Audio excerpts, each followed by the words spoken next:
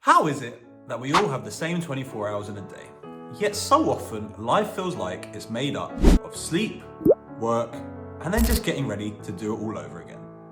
For me, this was my life for a number of years, and working long hours as a lawyer often used to leave my evenings feeling like a complete blur. This was despite the fact that I wanted to work on a side hustle, exercise regularly, and spend quality time with the people I care about. But by the time I got home, I was drained and my evenings just always seemed to slip away. I knew though that I needed to make a change, and over time I have discovered 6 simple yet incredibly effective solutions that help me take back control of my evenings. So in this video, I'm going to share with you exactly what I did to stop wasting my evenings and to start using them in a way that felt meaningful and fulfilling. So if you are stuck in that endless cycle, hopefully these ideas can make all the difference for you too. Okay, number 1 is to identify and eliminate negative cues. So what exactly do we mean here? Well, so often our actions and our behaviors are dictated by cues that trigger our brain to initiate a behavior. For instance, say if you walk into a dark room, you're going to have a craving that you want to be able to see, and so you will switch a light on. Well, in that example, the cue is the dark room, and then the action or behavior is turning the switch on.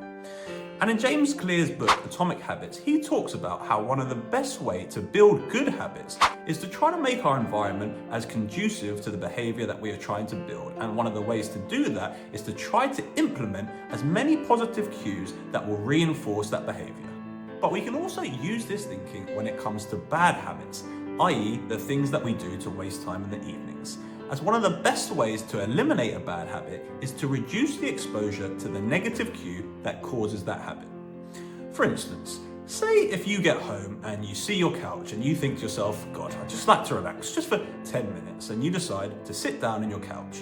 And then, before you know it, you wind up just binge watching 4 hours of Netflix without moving a single muscle from your couch. Well, in that example, the negative cue is the couch, and that has triggered the behavior of just watching TV and wasting all that time in the evening. And so perhaps the solution there is to really just try to avoid the room in which your couch is in. Or say maybe you actually make it to your desk to start working, but then you just find yourself doom scrolling on social media on your phone. Well, there, maybe the answer is just not to bring the phone into the room with you, as that is the negative cue that is causing your behavior of doom scrolling and wasting time on social media. And so the key here is to really try to think about the behaviors that you do in the evening to waste time, and then to try to identify the cues that trigger those behaviors and then eliminate them as best as possible. Okay, number 2 is that your mood does not dictate your actions. So obviously in an ideal world, we would get home from work and then we would just be raring to go, full of energy, feeling productive and ready to tackle everything that we want to do that evening. But that, of course, is not realistic, at least a lot of the time, as some days we are just going to get home and feel particularly tired or drained, or maybe we will be really stressed from something that happened in the day or something might have upset us. However, what you need to realize is that your mood does not have to dictate your actions. You can be tired and still go to the gym. You can feel completely unproductive yet still work on your side hustle. And so this doesn't mean that you should just completely be avoiding your emotions, but it's more that you should just accept them for what they are and really just realize that they do not have to dictate your actions. And if you ever need an example to illustrate this, just think how many people all over the world absolutely hate their jobs. Yet despite the fact they do hate their jobs, they still do the jobs, and in some circumstances will do them to a very high standard. And obviously this isn't to say that we'll just be hating everything we do and we need to just push through it regardless, but it does just show how our actions don't have to be linked to our mood. And also, once we actually do start taking actions, we might realize that our mood can shift very quickly, and we'll start getting momentum in whatever we're doing, and we might even find joy and excitement in those things. But you're not going to get to that point unless you do take that action. And so really just try to think to yourself that if you have identified that you are wasting your evenings and there actually are things that you want to be doing, just try and focus on those things and take action towards them, instead of letting your mood dictate what you do. Okay, number 3 is to time block your evening activities in advance. And I recently made a whole video about how beneficial I think it is to try and time block essentially as much of your life as possible. But I think this is particularly important when it comes to your evening activities. Because as I just said, a lot of the time in the evenings we might get home and we will be feeling tired or a bit low in mood. And so the last thing we want to be doing in that situation is really trying to think to ourselves what exactly we want to do and what goals we've got and what we want to be working towards.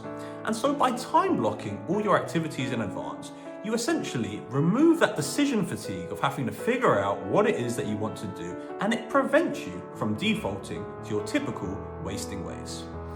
And so the action step here is to think about how exactly you do want to use your evenings and what you want to be doing with that time. And that does involve a little bit of upfront work, but it will just be so beneficial in the long run, and it will save you so much time in the long run, and it will enable you to have productive evenings and work towards the goals that you want to be working towards. Number 4 is to look after yourself. And the point here is that our mood, our motivation, our energy levels, our productivity, it is all going to be massively impacted by how we are looking after ourselves. Because the truth is that when it comes to doing things in the evenings, most likely after a long day of work where you might be facing a lot of stress and a lot of things going on, you are just not going to have the motivation, the energy, or the discipline to actually do what you want to if you are not looking after yourself. I know this was definitely the case when I first started as a lawyer, and I was working long hours, I wasn't sleeping that well, I wasn't eating well, I was hardly exercising, and really I just felt crap and completely unmotivated to basically do anything other than just about getting by in my job. And so this is why it really is so important to just try and be as healthy as possible. And so this means try to get 7 to 9 hours of sleep, try to exercise regularly, try to eat as healthy as you can, stay hydrated, and minimize alcohol consumption. And if you do all these things, it's not to say that you're going to be feeling just constantly amazing and full of life when it comes to your evening activities, but you will be stacking the deck in your favor to basically just feel as good as you can. Number 5 is the power of a 15-minute walk. Now, hopefully if you do the first 4 things, you will be feeling good enough to actually tackle the things that you want to be in the evenings. But some days you might try and do those things, but you are still just like, fuck this, I cannot be arsed, I feel completely crap and unmotivated and just don't want to do anything. Well, in those circumstances, the most powerful thing that I have found that you can do is go outside for a 15-minute walk. Because if you do this, you will get your blood flowing and your heart rate up a little bit, which will hopefully give you a bit of energy, and you might start releasing some endorphins, which are natural mood lifters, and hopefully it can improve your mood. And it's not to say that you will go from feeling like absolute shit to that you can then take over the world just after that 15-minute walk. But I do always find that if I go on a walk, I always come back feeling at least a little bit better than when I left. And hopefully that small improvement is enough for you to shift your perspective and your mood with things, and then enable you to actually tackle in the evenings the things that you want. And finally, number 6 is to utilize every minute earlier in the day. And what I mean here is that so often I think we have little pockets of time throughout our day. You know, maybe it's that 3 minutes here or 17 minutes there, or we've got 5 minutes before our next meeting. And here I think our default setting is to so often just think that it's not enough time here to do anything, and we wind up just completely wasting that time. Maybe that's when we just doom scroll on social media or start watching TV or just something that is not productive at all. But my call to action here is to really try to utilize those minutes and utilize that time to do some things. And for me, I really try to use that time to just knock off some boring, mundane task. You know, maybe it's I've got to reply to some rubbishy admin email, or maybe I've got to pay a bill, or just hoover the floor, or something like that. But the real benefit is that by utilizing those minutes and doing those mundane tasks, it then means that you don't have to do those things later in the evening, and you save time then, and you've then got more time in the evenings to actually do what you want to be doing, and you can have a more productive time there. All right, those are my 6 tips that have truly enabled me to stop wasting my evenings. I hope you found at least one of them useful. If you did, please do check out my previous upload here. It'd be great if you liked this video also and did subscribe to the channel. Thanks very much for watching this, and I will see you in my next video.